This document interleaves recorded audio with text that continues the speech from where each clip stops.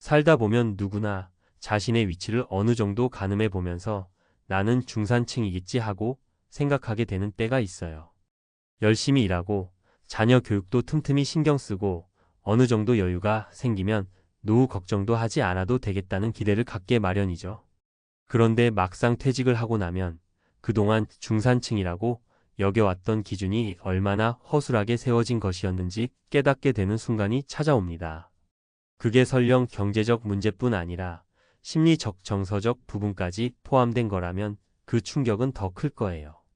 오늘은 어느 교감 선생님 사례를 빌려 은퇴 후 삶의 현실과 준비에 대해 이야기해 보려고 해요. 이 글은 여러분에게 불안감을 조성하려는 의도가 아니라 나에게도 일어날 수 있는 일이라는 현실적인 시각으로 은퇴 후 삶을 그려보고 그 과정에서 혹시나 놓치고 있었던 부분이 있다면 바로 잡을 수 있도록 도와드리기 위한 것이랍니다. 늘 그렇듯이 미리 대비한다면 훨씬 덜 아플 수 있으니까요. 1. 교직은 안정적인 직업이라는 믿음. 우리 사회에서 교직은 비교적 안정적인 직업으로 인식됩니다. 연금이 있으니까 퇴직 후에도 기본 생활비 정도는 나오지 않겠냐며 마음 편히 지내는 경우가 많죠. 어떤 분들은 교직에 계신 분들이 집에 돈도 모으고 자녀 교육도 지원하면서 어느 정도 여유롭게 지내기 쉬울 것이라고 생각하기도 해요. 그런데 실제로 만나본 교감 선생님 중에는 중산층이라 믿고 지내다가 막상 은퇴를 해보니 연금만으로는 생각만큼 생활이 쉽지 않음을 깨달은 분들이 많습니다. 왜냐하면 연금이 들어온다고 해서 모든 지출이 끝나는 건 아니거든요. 집이 이미 마련돼 있고 자녀들이 독립을 잘해준다면 모를까 여전히 갚아야 할 대출이 남아있거나 자녀들이 아직 경제적으로 자립하지 못했다면 상황이 달라지죠. 게다가 본인도 노후에 생각지도 못했던 의료비나 돌발 비용이 들 수 있고요. 이럴 때 사람들은 허탈감을 느낍니다. 난 평생 나름 성실히 일했고 남들보다 조금 여유롭겠지라는 믿음이 무너져 내리니까요.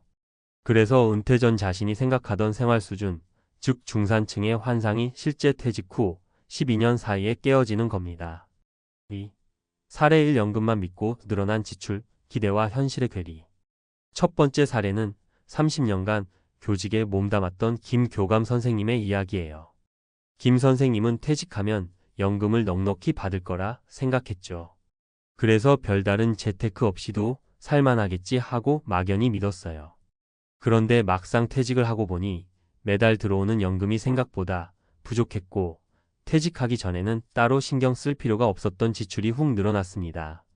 예를 들어 이전에는 학교에서 점심을 해결할 수 있었고 온갖 수당이나 복지제도 덕분에 생각 외로 지출이 크지 않았던 거예요. 하지만 퇴직 후에는 일단 점심 한 끼를 사 먹는 비용도 전부 본인이 부담해야 하고 그동안 학교와 연계된 복지 혜택도 사라졌습니다. 그러다 보니 계획하지 않았던 부수입이 필요해졌어요. 대형 학원에서 아이들 상담을 해주는 파트타임 일을 알아보기도 하고 어린 학생들에게 과외를 해보려 했지만 막상 체력도 예전만 못하고 시대 흐름에 맞추기 어려워서 한계가 많았습니다. 연금을 타도 생활비, 보험료, 용돈 등 고정 지출이 빠져나가고 남는 게 별로 없자 내가 정말 몇십 년씩 교직에 있었는데 왜 이렇게 빠듯하게 살아야 하지? 라며 좌절감이 커진 거죠. 이 사례에서 중요한 점은 막연한 중산층 환상이 만들어낸 허점이에요. 연금이 있을 거라고 뭔가 당연히 남들보다 여유롭게 살 수 있을 거라고 믿은 것. 하지만 실제로는 수입보다 지출이 더 많으면 그건 당장 적자를 보게 되는 구조이고 경제적 공백이 커지면서 정신적 스트레스도 급증한다는 겁니다. 3. 사례 2 장기간 가족 부양과 대출, 은퇴 후 더 무거워진 짐. 두 번째 사례는 한평생 교편을 잡아온 박 교감 선생님의 사연이에요. 박 선생님은 가정 형편이 조금 어려워서 예전부터 부모님에게 생활비 일부를 지원해야 했고 자녀 교육비도 만만치 않았습니다. 또 집을 마련하느라 꽤 큰 대출을 받은 터라 월급의 일부가 매달 빠져나갔어요. 문제는 마음의 여유였습니다. 아무래도 교감 자리까지 오르다 보니 대내외적으로 안정적이고 든든한 이미지를 쌓아왔고 본인도 그걸 자부심으로 여겼던 거죠. 그래서 나는 그래도 어느 정도 중산층 레벨은 되겠지, 퇴직 후에도 평범하게 살 수 있을 거야 라고 생각했습니다. 하지만 퇴직 직전에 계산해보니 남아있는 대출 금액이 꽤 컸고 퇴직금으로 싹 정리하기엔 자녀 학자금 부담도 있어서 마음대로 쓰기가 어려웠습니다. 게다가 은퇴 후에도 부모님이 요양원에 들어가시면서 월 10만 200만 원씩 지출되는 상황이 발생했습니다. 결국 연금과 약간의 퇴직금을 합쳐도 빠듯하게 버텨야 했고 대출 이자며 요양원 비용을 처리하고 나면 생활비가 간당간당했습니다. 이 사례가 보여주는 건 우리가 흔히 이야기하는 중산층이 실제로 얼마만큼의 경제적 토대를 가져야 하는가에 대한 현실적인 질문이에요. 가족 부양 문제, 예상치 못한 지출, 요양의료비, 대출이자 등이 복합적으로 겹치면 안정적이라 여겼던 교직 생활조차 퇴직 후엔 단순히 명예가 될 뿐 실제 생활 안정과는 거리가 있어집니다. 4. 사례 3. 늦게 피어난 준비, 그래도 다시 시작할 수 있다. 세 번째 사례는 좀 희망적인 이야기입니다. 평생 학교에만 몸담아온 최 교감 선생님은 비교적 일찍부터 노후 대비를 신경 썼습니다. 교직이 안정적인 건 사실이지만 은퇴 후에도 분명히 쓰임새가 많을 거라고 판단해 50대 초반부터 자기개발 차원에서 글쓰기나 상담 관련 자격증 공부를 꾸준히 해왔지요. 처음엔 왜 그렇게까지 해야 하냐는 주위 시선도 있었지만 우리 시대에는 언제 어떻게 바뀔지 모른다. 연금만 믿기엔 세상 변수가 많다라는 생각이 있었어요. 마침 학교에서도 학생학 부모 상담 업무를 담당하게 되어 실무 감각까지 키울 수 있었습니다. 그리고 마침내 퇴직 후 최 선생님은 지역 평생교육원에서 일반인 대상 교양 강의도 하고 어린 학생들에게 10일 학습 코칭과 진로 상담을 하는 소규모 상담실을 운영하게 됩니다. 연금이 주 수입원인 건 변함없지만 부가적인 수입이 계속 들어오니 경제적으로도 한결 여유롭고 내 경험을 사회에 조금 더 환원할 수 있다는 성취감도 얻게 되었죠. 이 사례가 주는 교훈은 늦더라도 내 역량을 개발해두면 은퇴 후 삶이 완전히 다른 국면으로 전환될 수 있다는 거예요. 교직이든 어떤 직업이든 퇴직 후에는 나라는 사람 자체로 승부해야 하는 순간이 오기 마련입니다. 그러니 가능하면 현직에서 근무할 때부터 한 발 앞서 준비를 해두는 것이 미래의 자신에게 확실한 선물을 해주는 길이죠. 5. 은퇴 준비 이렇게 해보면 어떨까요? 이야기를 나누다 보니 그럼 결국 어떻게 준비해야 한단 말이야? 라고 궁금해하실 거예요. 사실 정답은 사람마다 다를 거예요. 하지만 몇 가지 공통적으로 권유하는 방법이 있습니다. 구체적인 재무 계획 세우기. 연금이 어느 정도 들어올지, 대출은 언제까지 얼마나 남는지, 예상 의료비나 부모님 자녀 지원비 등이 얼마나 될지 현실적으로 계산해 보세요. 특히 매달 기본적으로 필요한 생활비를 구체적으로 책정해 두면 좋습니다. 퇴직 이후에도 나가 할 수 있는 일 찾기, 상담, 강의, 자격증 취득, 유튜브나 블로그 등으로 지식을 나누는 식의 지식형 부업을 고려해 볼 수도 있고, 손재주가 좋다면 공방이나 소규모 매장 운영 등을 시도할 수도 있겠죠. 너무 거창하게 시작하기보다 퇴직 전부터 소소하게 취미 겸 업무를 곁들이는 식으로 접근해 보면 부담이 적습니다. 사회적 정서적 관계 맺기. 은퇴 후에는 생각보다 외로워지기 쉬워요. 직장이라는 커다란 사회적 무대가 사라지면 사람과의 관계도 자연스레 줄어드니까요. 봉사활동, 동호회, 지역 커뮤니티 활동 등은 돈보다도 훨씬 소중한 소속감과 의미를 줍니다. 이는 은퇴 후 우울감이나 무기력을 예방하는 데 크게 도움을 줍니다. 맺은 말. 살아가면서 나 정도면 중산층이지라는 안도감은 분명 우리에게 작은 위안을 줍니다. 하지만 그 믿음이 막연한 환상에 머물러 있다면 은퇴 후 겪게 될 현실은 생각보다 훨씬 냉혹할 수 있어요. 한때 교감 선생님이라는 멋진 직함을 지닌 분도 은퇴 후에는 단지 퇴직자가 되어버리는 게 현실이잖아요. 그렇다고 해서 너무 겁먹을 필요는 없어요. 오늘 소개해드린 세 가지 사례 중에도 뒤늦게라도 제대로 준비해서 새로운 인생을 펼치는 분도 계시니까요. 중요한 건 내가 어디쯤 와 있는지 객관적으로 돌아보는 것, 그리고 지금부터라도 할 수 있는 걸 차근차근 찾아보고 실행해 나가는 것입니다. 언제나 늦었다고 생각할 때가 사실 가장 빠른 때라고 하죠. 가능하면 하루빨리 현실적인 재무 계산과 미래 설계를 통해 나만의 은퇴 후 삶의 로드맵을 만들어 보시기 권합니다. 그리고 준비 과정에서 작은 일이라도 시도해보면 내가 생각보다 할 수 있는 게 많다는 자신감과 보람을 느끼실 수도 있을 거예요. 우리 모두 은퇴 후에 아직도 살만하다. 아니, 꽤 괜찮다고 말할 수 있도록 미리미리 대비해 보자고요. 판검사 부럽지 않던 58세 은행 지점장, 퇴직 후 월세도 못 낸다. 서론 30년의 성공, 그리고 퇴직 후의 충격. 나는 은퇴하면 편하게 살 줄 알았어. 퇴직한 지 2년, 지인의 얼굴에는 피로와 후회가 가득했다. 그는 한때 은행 지점장이었다. 연봉은 1억이 넘었고 사회적 지위도 높았다. 주변에서는 판검사 부럽지 않다며 부러워했고 후배들은 그의 조언을 귀담아 들었다. 그런데 지금은 월세 80만 원을 내기도 버겁다. 생활비는 빠듯하고 재취업은 하늘의 별 따기다. 그땐 몰랐지 이렇게 될 줄은. 이 이야기가 남의 일처럼 느껴지는가? 사실 지금도 많은 5060대들이 비슷한 착각을 한다. 나는 다를 거야. 내 경력이라면 어디서든 인정받겠지. 연금도 나오고 모아둔 돈도 있으니 걱정 없겠지. 하지만 현실은 기대와 다르다. 퇴직 후에도 경제적 자유를 유지하는 사람과 그렇지 않은 사람의 차이는 어디에서 오는 걸까? 오늘은 이 질문에 대한 답을 찾아보자. 1. 고연봉 함정에 빠지다. 많은 월급이 은퇴 후의 안전망이 아니다. 많은 사람들이 고연봉을 받으면 자연스럽게 은퇴 후에도 경제적으로 여유로울 것이라 착각한다. 하지만 높은 월급이 곧 부를 의미하는 것은 아니다. 사례 1. 김 부장의 착각과 후회. 김 부장은 30년 동안 대기업에서 일하며 월 900만 원 이상을 벌었다. 그러나 퇴직 후 남은 것은 부족한 퇴직금과 약간의 연금뿐이었다. 이유는 간단하다. 생활 수준이 높아진 만큼 저축이 부족했다. 노후 대비보다는 현재의 풍요를 즐기는 데 집중했다. 그는 수입이 많았기 때문에 경제적 문제는 자신과 무관하다고 믿었다. 하지만 월급이 끊기자 현실이 달라졌다. 월 500만 원씩 쓰던 생활을 갑자기 150만 원으로 줄이려니 너무 힘들었다. 젊을 때 쌓은 자산은 있었지만 부동산이나 대출에 묶여 현금 유동성이 부족했다.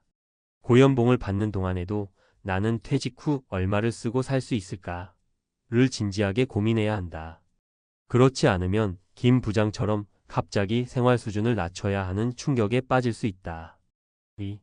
내 경력이라면 재취업은 문제 없겠지? 현실은 냉정하다. 많은 50대들이 자신의 경력이 은퇴 후에도 큰 경쟁력이 될 것이라고 믿는다. 하지만 현실은 다르다.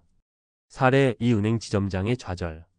58세까지 은행 지점장으로 근무했던 박 과장은 퇴직 후 금융 컨설팅이나 강의로 활동할 계획이었다. 그러나 예상과 달리 일자리는 거의 없었고 있더라도 젊은 인력에게 밀렸다. 은행에서 인정받던 실적과 경험은 퇴직 후 시장에서는 큰 경쟁력이 되지 않았다. 연봉 1억을 받던 시절의 자존심 때문에 적은 급여의 일은 하기가 어려웠다. 인터넷과 모바일 환경에 적응하지 못해 새로운 기회를 잡기도 어려웠다. 결국 그는 몇 년간 소득 없이 버티다가 노후 자금이 바닥나기 시작했다. 예전에는 상상도 못했던 월세 걱정을 하게 되었다. 퇴직 후에도 경제적 여유를 유지하려면 미리 은퇴 후에 일자리를 찾아보고 새로운 환경에 적응하는 연습을 해야 한다. 평생 직장은 없다. 퇴직 후에도 할 수 있는 일을 미리 준비하자. 새로운 기술을 배우고 변화하는 시대에 적응하자. 나는 예전보다 적은 돈을 받더라도 일할 수 있을까? 를 진지하게 고민해보자. 3. 나는 연금도 있고 집도 있으니까 괜찮겠지. 예상보다 빠르게 소진되는 노후 자금. 많은 사람들이 연금과 집이 있으면 괜찮다고 생각하지만 노후에는 예상하지 못한 지출이 많다. 사례 3. 예상보다 빠르게 돈이 사라진 정씨 부부. 정씨 부부는 퇴직 후 연금과 약간의 저축으로 생활할 계획이었다. 그러나 몇 가지 변수가 생겼다. 아들의 결혼 자금 지원 예상보다 큰 금액이 들었다. 의료비 증가 60대 이후 병원비는 생각보다 훨씬 많이 들었다.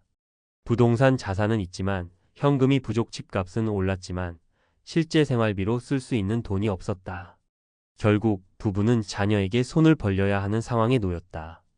이럴 줄 알았으면 좀 더 철저히 준비할 거리라며 후회했다.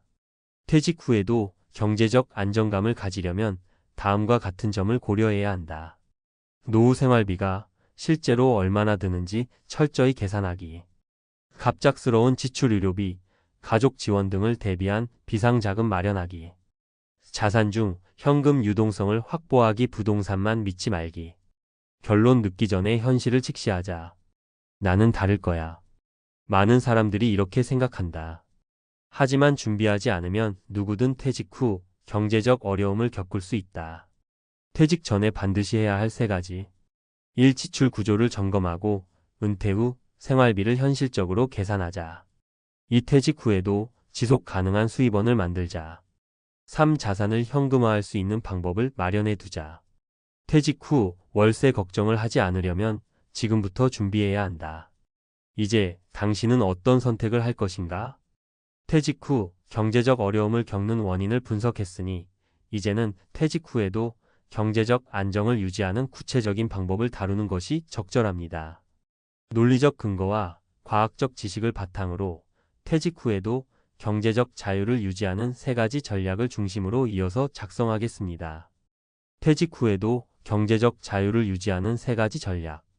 퇴직 후 경제적 불안정을 겪는 가장 큰 이유는 소득의 급격한 감소와 예상보다 빠르게 소진되는 자산 때문이다. 그렇다면 퇴직 후에도 안정적인 삶을 유지하는 방법은 무엇일까? 경제학과 심리학, 그리고 실제 연구 데이터를 바탕으로 경제적 자유를 유지하는 3가지 핵심 전략을 정리해 보았다.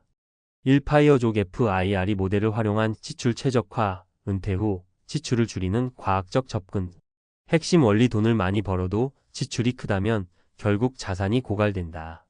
과학적 근거: 행동 경제학에서는 소비 습관은 상대적 만족에 의해 결정된다고 말한다. 즉, 과거 소비 수준이 높았던 사람은 갑자기 생활비를 줄이기 어렵다. FIRE 인디펜던스, 리타이어 얼리 모델 적용.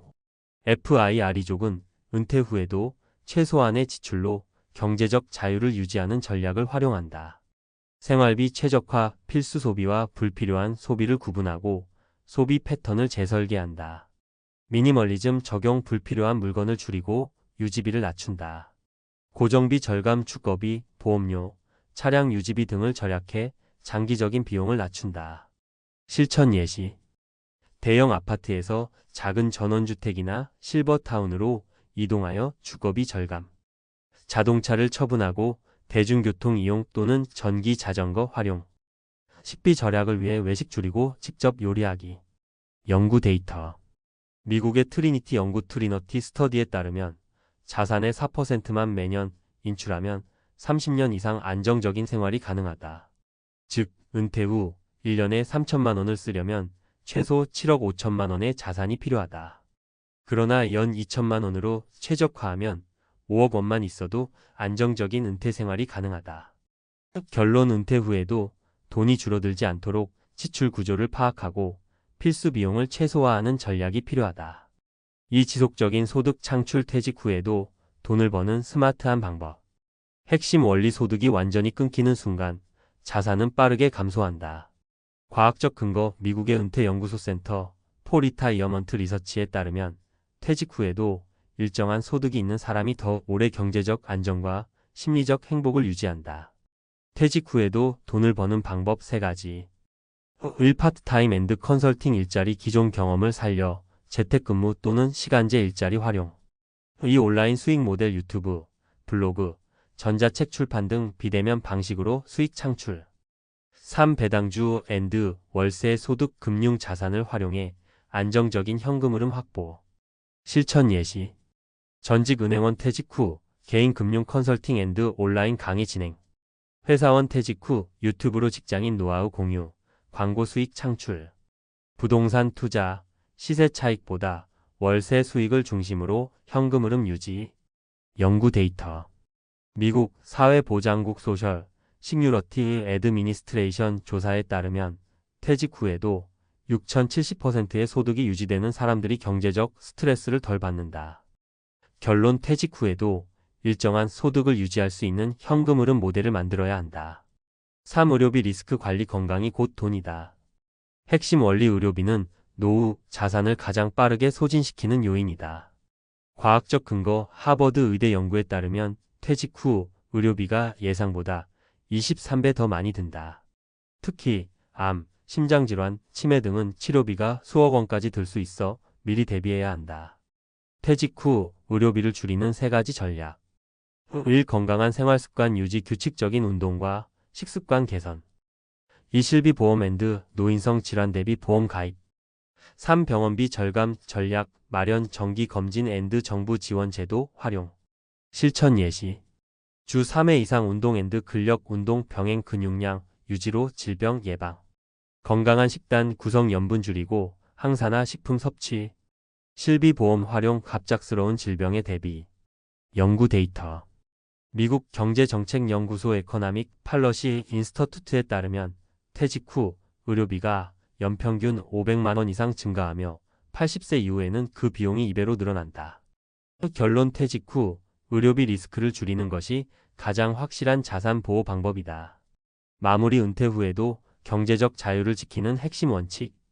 퇴직 후에도 경제적 안정을 유지하려면 1. FIRE 모델을 활용해 불필요한 지출을 줄인다. 2. 지속 가능한 소득원을 만들어 현금 흐름을 유지한다. 3. 의료비 리스크를 줄여 자산이 빠르게 줄어드는 것을 막는다. 한 가지 질문. 당신이 퇴직 후 20년 동안 매월 얼마를 쓸지 계산해 본 적이 있는가? 지금이라도 늦지 않았다. 이 3가지 전략을 실행에 옮겨보자. 결국 노후 준비는 돈을 얼마나 많이 모았느냐가 아니라 얼마나 지속 가능하게 관리할 수 있느냐에 달려 있다. 퇴직 후에도 흔들리지 않는 경제적 자유를 위해 지금부터 준비하자. 50대, 60대에 접어들며 누구나 한 번쯤 이런 고민을 해봤을 겁니다. 정년퇴직 후 나는 과연 얼마나 벌 수 있을까? 혹은 은퇴 후에도 꾸준히 수입을 만들 수 있을까? 매일 아침 출근하며 퇴직 후의 막막함을 떠올린 적 있으신가요? 퇴직은 새로운 시작이라고 하지만 현실은 경제적 압박에 짓눌리는 경우가 많습니다. 특히 요즘 같은 시대에는 회사에서 받던 월급처럼 안정적인 수입원을 찾기가 어렵죠. S그룹처럼 누구나 부러워하는 대기업에서 퇴직한 사람들도 다르지 않습니다. 그들은 과연 어떤 방법으로 퇴직 후에도 경제적 자유를 이어갔을까요? S그룹 퇴직자들의 충격적 수입 공개. 정년퇴직 후 이렇게 벌었습니다. 퇴직은 누구에게나 큰 변화입니다. 특히 50대, 60대의 정년퇴직을 앞둔 사람들에게 퇴직은 한편으로 두려움이자 또 한편으로 새로운 시작입니다. 월급이 사라진다는 불안감과 함께 나는 앞으로 어떻게 살아가야 하지? 라는 질문이 머릿속을 떠나지 않죠. 그렇지만 이 고민을 미리 준비하고 실행에 옮긴 사람들은 퇴직 후에도 경제적으로 여유로운 삶을 살고 있다는 사실 알고 계신가요? 오늘은 실제 S그룹 퇴직자들의 사례를 통해 정년퇴직 후에도 꾸준한 수입을 만들어가는 방법을 살펴보려고 합니다. 사례 1의 경험을 나누니 돈이 됐다. 퇴직 후 강사로 성공한 김 대표. 김 대표 58세는 S그룹에서 30년 넘게 근무한 뒤 정년퇴직을 맞았습니다. 처음에는 그저 좀 쉬어야겠다는 마음이었지만 막상 퇴직 후 아무런 소득이 없는 상황이 부담스럽더랍니다. 퇴직금을 손대기 싫어서 고민 끝에 자신이 가장 잘 아는 것을 활용하기로 했죠. 김 대표는 회사에서 쌓은 노하우를 바탕으로 소규모 강의를 시작했습니다. 처음에는 56명 정도가 모이는 소규모 강의로 시작했지만 입소문을 타고 점점 더 많은 사람들이 찾아오기 시작했습니다. 현재는 기업 연수와 외부 강의를 포함해 한 달에 45회 강연을 진행하며 월 평균 300만 원 이상의 수입을 올리고 있습니다. 내 경험을 누군가와 나누는 일이라 부담도 적고 강연 준비하면서 오히려 제 자신이 성장하는 느낌이에요. 팁! 김 대표는 강연 준비 과정에서 과거 회사 경험을 체계적으로 정리하고 강연자들끼리 정보를 공유하는 모임에도 참여해 실력을 쌓았습니다. 그 결과 점점 더 많은 강의 요청을 받으며 안정적인 수입을 만들 수 있었죠. 사례 이 취미로 시작한 것이 직업이 됐습니다. 유튜버로 성공한 박씨. 박씨 62세는 퇴직 후 새로운 삶을 찾고 싶어 유튜브 채널을 개설했습니다. 처음에는 소소하게 집에서 요리하는 모습을 올리기 시작했죠. 다들 은퇴 후 집에서 뭐 해 먹어야 할지 고민이 많잖아요. 그래서 퇴직자들을 위한 간단한 요리법을 올려보자는 생각이었어요. 그런데 조회수가 점점 늘어나더니 구독자가 5만 명을 넘어섰습니다. 지금은 유튜브 광고 수익과 협찬으로 월 200만 원 이상의 수익을 꾸준히 올리고 있습니다. 무엇보다 중요한 건 박 씨가 스스로 재미를 느끼고 있다는 점입니다. 퇴직 후 혼자 시간을 보내는 게 외로웠는데 이렇게 영상으로 사람들과 소통하니 삶이 더 풍요로워졌어요. 팁! 박 씨는 유튜브 초보자들을 위한 무료 강의를 듣고 기본적인 편집 기술을 익혔습니다. 처음부터 완벽할 필요는 없어요. 일단 시작해보는 것이 중요합니다. 사례 3 작게 시작했지만 지금은 안정적이에요. 자영업에 도전한 최 씨. 최 씨 60세는 퇴직 후 작지만 오래 운영할 수 있는 사업을 구상했습니다. S그룹에서 근무할 때 배운 고객 서비스와 관리 능력을 살려 지역 주민들을 대상으로 작은 카페를 열었죠. 최 씨는 처음부터 큰 돈을 투자하지 않았습니다. 카페도 아파트 상가의 작은 공간을 임대해 운영했고 메뉴도 간단한 커피와 샌드위치 위주로 구성했습니다. 그 결과 초기 비용 부담을 줄이고 안정적으로 시작할 수 있었습니다. 지금은 단골 손님도 많아져 월 순수익 15만 200만 원을 꾸준히 올리고 있습니다. 제 이름으로 된 공간에서 사람들을 만나는 일이 생각보다 행복해요. 팁! 최 씨는 고객과 소통하는 데 집중했습니다.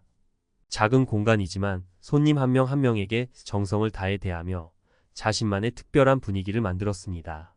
퇴직 후 경제적 여유를 위한 준비는 필수. 퇴직 후에도 돈을 버는 길은 다양합니다. 중요한 것은 자신의 강점을 활용하고 새로운 길에 도전하는 용기를 가지는 것이죠. S그룹 퇴직자들의 사례에서 보듯이 퇴직 후 수입을 만드는데 특별한 기술이나 대규모 투자가 필요하지는 않습니다. 오히려 꾸준히 실행하고 작게 시작하는 것이 가장 큰 성공의 비결입니다. 50대, 60대의 퇴직은 끝이 아니라 또 다른 시작입니다. 지금부터 작은 준비를 시작해 보세요. 퇴직 후에도 벌 수 있다는 자신감과 함께 여러분의 두 번째 인생이 더 빛나길 응원합니다. 정년퇴직 끝이 아닌 새로운 시작의 기회 전문가 칼럼. 50대와 60대는 인생의 전환점입니다. 정년퇴직이란 낯선 문턱 앞에서 많은 사람들이 이런 고민을 합니다. 내가 퇴직 후에도 경제적 여유를 가질 수 있을까? 하지만 걱정만 한다고 답이 생기진 않습니다. 중요한 건 퇴직 후에도 자신만의 길을 찾는 법입니다. 이번 칼럼에서는 전문가의 시각으로 퇴직 후 수입을 만들기 위해 꼭 알아야 할 핵심 전략과 팁을 말씀드리겠습니다. 1.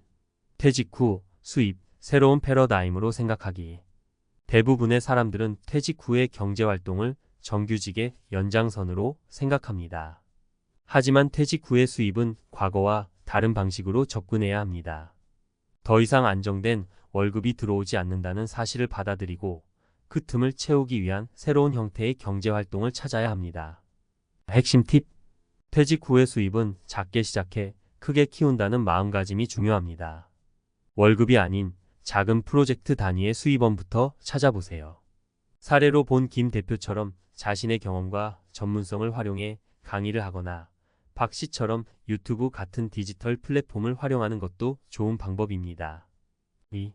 퇴직자들에게 필요한 3가지 핵심 수입 전략.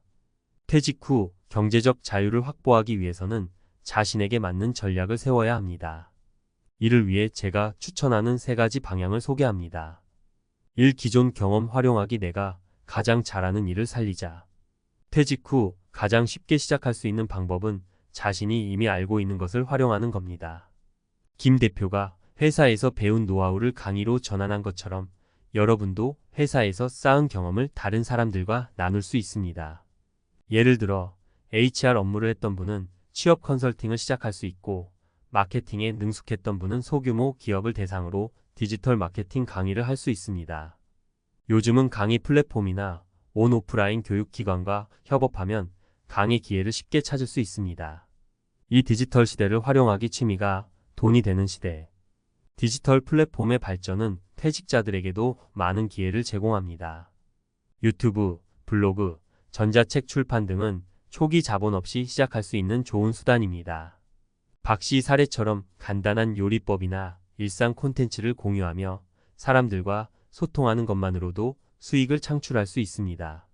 중요한 건 꾸준함입니다. 초반에 큰 성과를 기대하기보다는 일단 시작하고 나서 점차 성장하는 것을 목표로 삼으세요. 3. 소규모 자영업 작게 시작해 크게 만든다. 최 씨처럼 소규모 자영업도 퇴직 후 경제적 안정성을 확보할 수 있는 좋은 방법입니다. 단, 처음부터 대규모 사업에 도전하기보다는 작게 시작하는 것이 중요합니다. 카페, 동네 공방, 재배 농산물 판매 등 초기 비용이 적게 드는 사업을 추천합니다. 3. 퇴직 후에도 배우는 자세가 중요하다. 퇴직 후 수입을 만들기 위해 가장 중요한 것은 계속 배우는 자세입니다. 많은 퇴직자들이 새로운 기술을 배우는데 어려움을 느끼거나 겁을 냅니다. 그러나 디지털 강의, 무료 세미나, 커뮤니티 활동 등 배울 기회는 생각보다 많습니다. 핵심 팁: 지자체나 노인복지센터에서 제공하는 무료 교육 프로그램을 찾아보세요. 온라인 플랫폼에 쿠팡 파트너스, 네이버 스마트 스토어 활용법을 배우는 것도 추천드립니다. 배우지 않으면 정체된다는 말처럼 배움은 퇴직 후에도 인생을 풍요롭게 만드는 열쇠입니다. 4. 퇴직 후 경제적 여유를 위한 현실적인 조언. 정년퇴직 후 안정적인 경제활동을 지속하기 위해서는 다음과 같은 현실적인 준비가 필요합니다. 1. 소규모로 시작하기. 퇴직 후엔 모든 걸 한꺼번에 투자하려는 유혹이 있습니다. 하지만 소규모로 시작해 리스크를 줄이는 것이 가장 중요합니다. 자본금이 적어도 운영 가능한 사업 모델을 찾으세요. 예를 들어 플리마켓에서 물건을 판매하거나 중고 물품을 재판매하는 것도 작은 시작이 될 수 있습니다. 이 네트워크 활용하기. 퇴직 후 새로운 일을 시작할 때 기존의 네트워크를 활용하는 것이 큰 도움이 됩니다. 과거 직장 동료, 지인들에게 도움을 요청하거나 협업 기회를 찾아보세요. 네트워크는 새로운 프로젝트나 고객을 찾는 데 큰 자산이 됩니다. 3. 금융 계획 세우기. 퇴직 후에는 경제적 여유를 위해 철저한 금융 계획이 필요합니다. 퇴직금을 단기간에 소진하지 않도록 장기적인 계획을 세우세요. 안정적인 투자처를 찾거나 전문가의 도움을 받아 적정한 자산 배분을 진행하세요. 퇴직 후에도 성공적인 경제활동을 위한 메시지. 정년퇴직은 더 이상 과거처럼 일의 끝이 아닙니다. 오히려 자신의 경험과 강점을 살려 새롭게 시작할 수 있는 기회입니다. S그룹 퇴직자들의 사례에서 보듯이 퇴직 후 경제적 여유는 준비하는 사람에게만 찾아옵니다. 퇴직 후 삶을 두려워하기보다는 한 걸음씩 나아가며 자신만의 길을 만들어 가십시오. 여러분의 노력과 도전이 더 나은 미래를 만들어줄 것입니다. 퇴직 후에도 내가 경제적으로 독립할 수 있다는 믿음, 그 첫걸음을 오늘 시작해보세요. 퇴직금으로 투자했다가 전 재산 날린 60세 전직 은행원의 후회. 안녕하세요. 많은 분들이 직장 생활 중일 때는 은퇴 후 삶을 막연하게 편안하고 여유롭겠지 하고 생각하곤 하죠. 하지만 막상 그 시기가 다가오면 이상과 현실의 차이를 절실하게 느끼게 됩니다. 특히나 오래 몸담았던 직장에서 퇴직금이 한꺼번에 들어오면 그 돈을 어떻게 불릴까 고민하다가 위험한 투자로 손해를 보는 경우도 흔히 볼 수 있어요. 오늘은 그런 안타까운 사례 중 하나를 함께 나눠볼까 합니다. 제가 예전에 알던 지인 중에 은행에서 30년 가까이 근무하시다가 60세에 은퇴하신 분이 있어요. 은행원이셨으니 돈에 관해서는 누구보다도 잘 알고 계실 것 같았죠. 정년퇴직을 하시면서 목돈이 생기니 그걸 그냥 두지 않고 더 불려보겠다고 마음먹으셨대요. 문제는 은행원이었으니 주위에 이른바 믿을만한 투자 정보가 넘치게 들어왔다는 겁니다. 지인분도 그 중에 혹해서 퇴직금 상당 부분을 위험도가 높은 펀드와 주식에 넣어버리고 말았죠. 처음에는 수익도 괜찮았대요. 23개월 정도 조금씩 올라서 나 괜찮은 선택했구나 하며 스스로 대견해 하셨죠. 그런데 세상 일이라는 게 늘 좋을 수만은 없잖아요.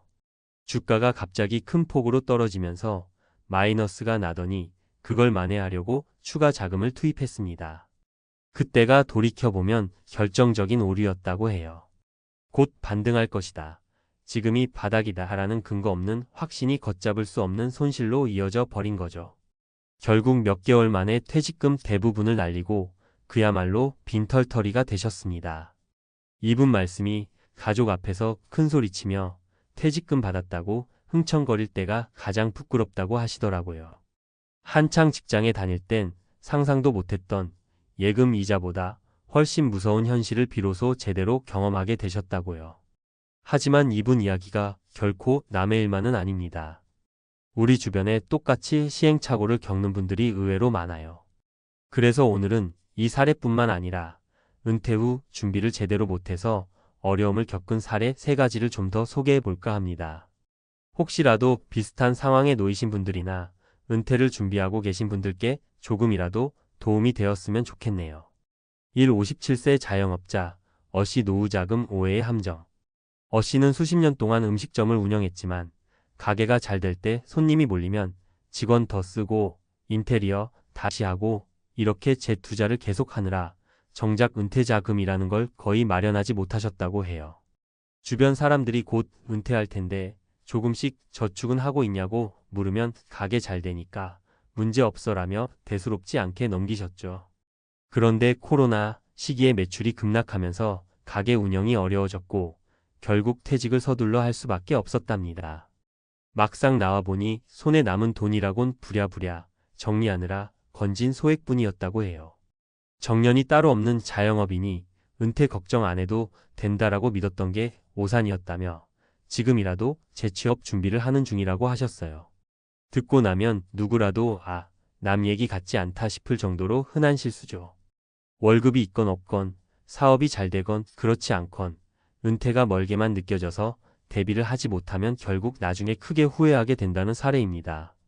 이 55세 부부, B씨 자녀 교육비에 몰빵하다가 빈손으로 은퇴. B씨 부부는 맞벌이를 하면서도 남들처럼 큰 집이나 좋은 차에는 별 욕심이 없었어요. 하지만 딱 한 가지, 자녀 교육만큼은 최고로 시키고 싶어서 사립학교, 해외 연수, 각종 학원까지 돈을 아끼지 않았죠. 아이들이 잘 자라 좋은 대학에 들어가고 성공할 거라는 희망이 있었으니까요. 그런데 막상 아이들이 크고 나니 집에는 부부 몫의 예금이나 적금이 거의 남아있지 않은 거예요. 나름 최선을 다했지만 자녀가 원하는 만큼 결과가 나오지도 않았고요. 거기다 공무원으로 계시던 남편이 건강상의 문제로 일찍 퇴직하게 되면서 예상치 못한 타이밍에 은퇴 자금이 필요해졌죠. 내가 이걸로 버틸 수 있을까 싶은 퇴직금이 전부였지만 이미 여기저기 빚을 갚는데 쏟아부으니 남는 게 거의 없었다고 해요. 나중에 아이가 잘 되면 효도 받겠지 하는 마음으로 열심히 뒷바라지했지만 실제로는 부모의 노후와 자녀의 앞날이 별개의 문제라는 걸 너무 늦게 깨달은 거죠. 아이 역시 부모가 힘들어지자 미안해하며 노력하긴 했지만 결국 부부는 퇴직금만 믿고 살기엔 턱없이 부족하다는 걸 절감했다고 해요. 지금은 작은 장사를 시작하면서 간신히 생활비를 마련하고 계신다고 합니다. 3. 62세 C씨 무조건 부동산이 안전하다는 맹신. C씨는 예전부터 아파트, 오피스텔, 상가 등 부동산 투자만큼은 절대 망하지 않는다고 굳게 믿었어요. 은퇴가 다가오니 마침 퇴직금을 받아 다른 지역 아파트 분양권을 산 거죠. 그때는 주변에서 요즘은 어느 지역이든 한 번쯤은 오르니까 괜찮다 이런 말이 워낙 많았고 C씨도 땅에 투자하면 웬만해선 손해보지 않는다고 생각했대요. 그런데 분양가가 워낙 높아졌고 경기 침체가 이어지면서 분양을 받은 지역의 집값이 거의 움직이지 않았다고 해요. 되레 분양권을 싸게 내놓아도 안 팔려서 몇 년째 매달 대출 이자만 내며 힘들어하고 있죠. 나이가 있으니 은행에서도 대출 한도를 많이 안 잡아주고 그마저도 금리 인상으로 부담이 커져 결국 퇴직금 목까지 까먹는 상황이 됐다고 해요. 부동산은 옛날부터 오르는 걸로만 봐서 이 정도로 안 팔릴 줄은 몰랐다. 괜히 믿을 거 믿었다. 내 손으로 노후 자금 다 말아먹는 꼴이다 하며 크게 후회하시더군요. 이렇게 3가지 사례를 들어보니 어떤 식으로든 은퇴 자금이라는 걸 너무 쉽게 생각하거나 혹은 믿고 싶은 만큼만 믿다가 실패하는 공통점을 확인할 수 있어요. 사실 돈이라는 건 모을 때는 한없이 더디게 느껴지는데 잘못된 투자나 소비로 인해 없어지는 건 순간이잖아요. 그래서 우리는 은퇴를 앞두고 꼭 신중에 신중을 기해야 해요. 분산 투자 한 곳에 큰 돈을 몰빵하기보다는 예적금, 펀드, 보험, 연금 등 여러 방식으로 분산하는 게 좋아요. 조금 덜 벌더라도 잃을 위험을 줄이는 게 핵심이죠. 지속적인 현금 흐름 확보 은퇴 후에도 꾸준히 들어오는 월급 같은 수입이 있으면 마음의 여유가 훨씬 달라집니다. 국민연금, 개인연금, 부업이나 재취업 등으로 현금 흐름을 미리 준비해두면 좋겠죠. 지출 관리 아무리 수입이 늘어도 지출이 그보다 많으면 의미가 없어요. 노후에는 소득이 확 줄어드니 은퇴 전부터 지출 습관을 점검해두는 게 필요합니다. 지나친 기대는 금물 자녀가 성공하면 나도 편해지겠지, 주식이 반등하겠지, 부동산은 무조건 안전하겠지 이런 막연한 기대 때문에 발등찍히는 경우가 많아요. 기대보다는 현실을 먼저 따져보는 태도가 안전을 지켜줍니다. 은퇴는 누구에게나 언젠가는 찾아오는 일생일대의 전환점입니다. 한번 실수하면 재기가 쉽지 않은 시기이기도 하고요. 특히 퇴직금은 말 그대로 노후를 위해 마련해주는 마지막 보루와 같은 돈이니 가볍게 굴려도 된다고 생각하다간 큰 코 다치기 쉽습니다. 저도 이 글을 쓰면서 다시 한번 제 노후 계획을 점검하게 되네요. 여러분도 혹시 주변에서 이런 비슷한 얘기를 들으셨다면 그냥 흘려듣지 마시고 한 번 더 생각해 보시는 건 어떨까요? 지금 열심히 일하고 있다고 해서 혹은 사업이 잘 된다고 해서 자녀가 잘 된다고 해서 반드시 은퇴가 여유롭다는 보장은 없습니다. 오히려 안정적으로 준비하지 않으면 내 의지와 상관없이 무너질 수도 있다는 걸 꼭 기억하셨으면 좋겠습니다. 오늘 전해드린 이야기가 조금이라도 도움이 되길 바라고요. 은퇴 후 삶이 두렵게만 느껴지는 게 아니라 준비만 잘하면 또 다른 인생의 시작이 될 수 있다는 긍정적인 방향으로도 생각해보면 좋겠습니다. 미리 대비하고 무리한 욕심을 부리지 않고 냉정하게 상황을 판단한다면 누구나 은퇴 이후에도 안정된 삶을 누릴 수 있다고 믿습니다. 읽어주셔서 감사합니다. 모두 자신만의 은퇴 플랜을 현명하게 세우고 실패 없는 행복한 노후를 맞이하셨으면 좋겠습니다.